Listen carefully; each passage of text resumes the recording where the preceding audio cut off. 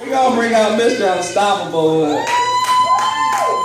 don't know what's going on right there, but we're in for something right now. He got a lot of something to study for. There you go. The theme is you need to cut it. Look, he got balloons and everything. Kids are giving out free hugs, y'all. Here you go. Weight bag. See them weight bag.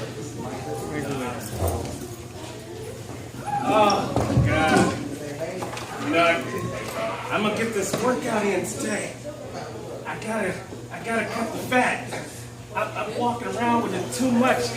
It's wearing me down. It's taking me back. I can't take it anymore. And when I get this fat off of me, I know I'm gonna be better. I know it's just gonna be possible. As soon as I get this fat off me. As soon as I get this fat off me. As soon as I get this fat off me. Hey everybody, I'm Mr. Unstoppable, Terrence Leftridge. And I watched this show called The Biggest Loser. And they had this challenge on The Biggest Loser. How many people watch The Biggest Loser out there? Yeah, The Biggest Loser, the whole idea was to help people lose the weight.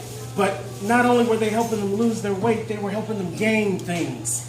See, it's one thing that I realized is that when you cut the fat, you gain something in return. And I just want to spend a little bit of time with you right now to talk about what you can gain when you cut the fat. See, fat weighs down on you like a heavy weight all over your body. It consumes you. It slows you down. It takes away the things that are possible in your life. But oh, when you cut the fat, when you get some things off of you, when you get that weight off of you, you find that it is possible to be unstoppable. But you've got to get rid of that fat. And ladies and gentlemen, I'm not talking to you about physical fat yet. I'm talking to you about mental fat. I'm talking to you about spiritual fat. And then I'm going to talk a little bit about the physical fat. But what's the first fat? The first fat is the mental fat. And I call that, you've got to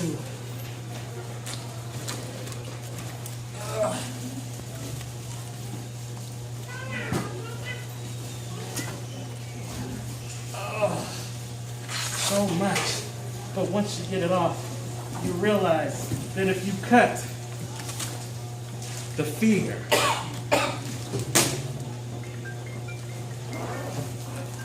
what's that fear?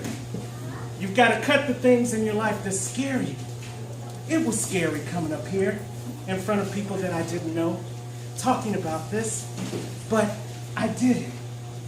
It's probably scary for the performers that have performed so far, and give them a hand for what they've done so far. But you just don't know how scary that is sometimes. And you know, one thing I know is fear stops us. Fear keeps us from doing the things that we want to do because we get caught up in what I call my story. And my story says that I'm not supposed to be here. My story says that you don't want to hear what I have to say. My story may have said that I'm too short, like the brother before me said. My story may say I'm too tall. My story may say I'm too black. My story may say I'm too white. My story may say that I'm not supposed to be speaking in front of people because what is it that I actually have to say? All those things are things that stop us in our track. The fear of failure. And yes, even the fear of success. I'm sure when they opened this Legion Hall, they didn't know what it was going to turn out to be. There was probably a fear in opening it up in this community. There probably was a fear of who was going to show up. There probably was a fear of what was it going to be like 5 years from then, 10 years from then.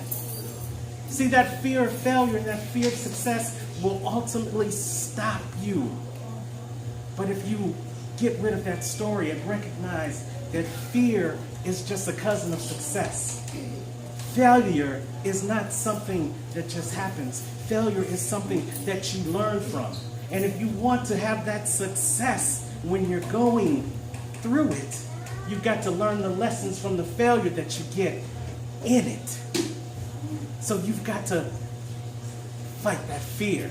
And one of the favorite books that I have, and you should get, is that feel the fear and do it anyway. Someone say, feel the fear, Fear. and do it anyway. And do it anyway. That's what makes you a success. When you cut that fear, your story doesn't get inside of you and take over you. You get the opportunity to create a new story, but you've got to cut the fat. You cut that fear. And then, after you cut that fear, you've got to do yay. You've got to cut the attitude.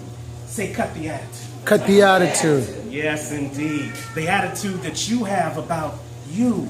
The attitude that is full of negativity. The attitude that says, I don't care. I don't know. I don't know how. All those negative things that you say out of your mouth every day that stops you from being what's possible in your life. You've got to cut those attitudes. You've got to cut that pessimism. You've got to stop thinking so much about why it didn't happen or what's not going to happen. And you spend so much time doing that, and then you wonder why you don't get anything done. You've got to change your attitude. They say when you change your attitude, you change your attitude. That means when you change your mind, you learn how much higher you can go. But first, you've got to cut that attitude. Say, cut that attitude. Cut that attitude. We spend so much time talking about the things that we can't do and the things that we failed at that we forget to take time to have joy in the journey. It's not about the destination. It's about how you get there. It's about the things you learn while you're on there. But you've got to cut the negativity. You've got to cut the pessimism. You've got to be grateful. And I want you to understand that the #1 created book that I love, that I read, said that if you are grateful, if you give, it shall be given unto you. So be grateful instead of being negative. And when you cut that attitude, you'll find that you've taken some more weight off of you. But finally, and probably the hardest thing for most of us to do, and the biggest weight in our lives, is cutting the ties. Say, cut the ties. Cut the ties. When I say cut the ties, I mean cutting those things out of your life that weigh you down. When I say cut the ties, I mean cut the people who may be your dream killers, your dream stillers, and your naysayers. Yes, they could be family. They could be friends. They could be people you work with. They could be people who are upset because of what you do. You've got to learn how to cut the ties. And when you learn how to cut the ties, you'll find that the weight has been literally dropped off of you.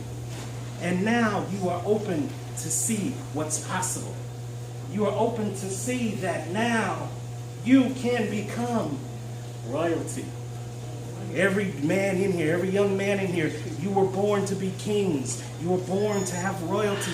You were born to lead. You were born to be servant leaders. Every woman in here, you're not only princesses, you are queens. You are royalty. You have a royal designation over your life. But you have got to believe in that. Before you can become royalty, you have to say, I'm possible. Say, I'm possible. I'm possible. Say, it's possible. It's possible. I'm possible. I'm possible. It's possible. It's possible. I'm possible. Because I'm possible. It's possible. It's possible. Because I'm possible. Because I'm possible. And ladies and gentlemen, one thing I know, when you recognize that it's possible because you're possible, then hey, you know what I say. Do nothing but be unstoppable. Whoa! What?